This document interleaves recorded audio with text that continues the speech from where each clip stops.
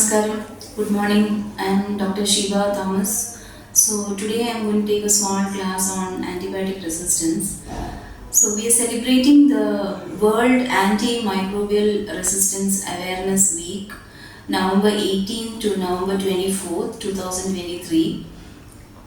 So this is called as WAAW. In Government Medical College Koni, where I work, we had a small public outreach program where our house surgeons, junior residents, etc., they put up some posters. So during this week, we are supposed to spread awareness about antimicrobial resistance in general. So we know about penicillin. This is the first antibiotic that was discovered by Alexander Fleming, and when he discovered this itself, he had predicted that there would be resistance developed by bacteria. So over the years, his prediction has come true, and bacteria has really evolved, and they have produced a lot of enzymes that make them resistant against antibiotics. So basically, penicillin, the bacteria produces an enzyme called as penicillinase, by which it lyses the beta-lactam ring, and it has become resistant to penicillin. So basically, you're all doctors and you're all prescribing antibiotics. And for example, if you're giving norfloxacin to a patient, you have to instruct him about the dose and about the schedule of the antibiotics, and you need to insist that they follow the schedule. Supposing norflox is 500 mg PD for 5 days and the patient is feeling better, and he is not supposed to stop it on the third day or on the fourth day. He has to take it for 5 full days. And supposing the patient is not responding to the antibiotic, he should not prolong the antibiotic without asking the doctor, like taking it for 6th day or the 7th day, etc. So this is about the schedule of antibiotics. Then just a few things about antibiotics in general.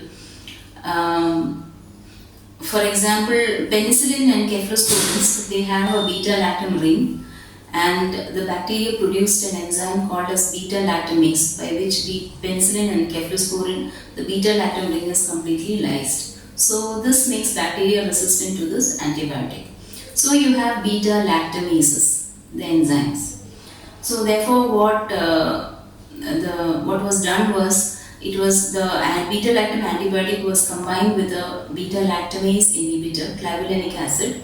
So we are giving BL-BLI combinations, beta-lactam plus beta-lactamase inhibitor combinations. So you are giving amoxicillin plus clavulanic acid. So this makes the antibiotic more effective.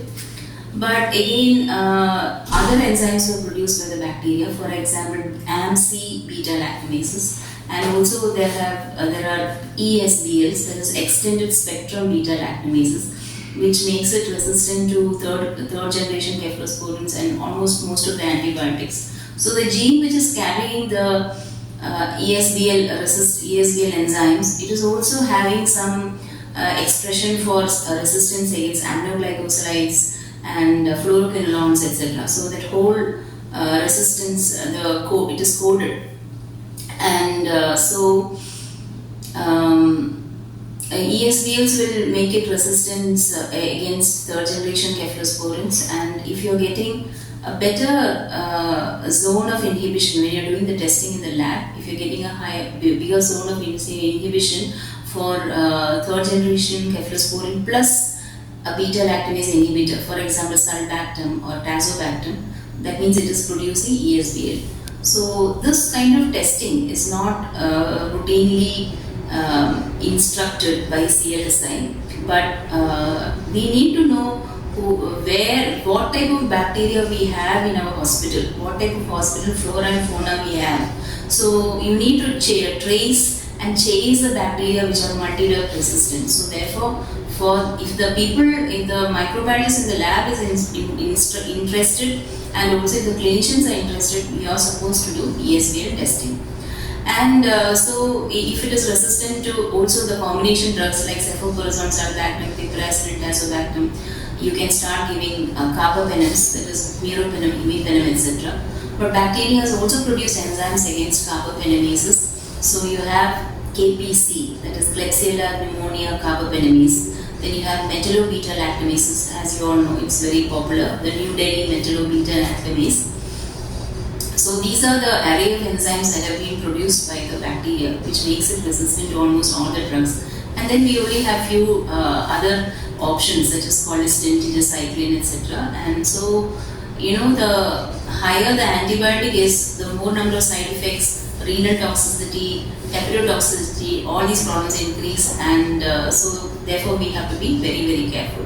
So whenever you're giving antibiotics, be very careful, be alert, be vigilant, and also we have to rotate the antibiotics that we're giving. So there are some other suggestions also which you can read about in the antimicrobial stewardship program.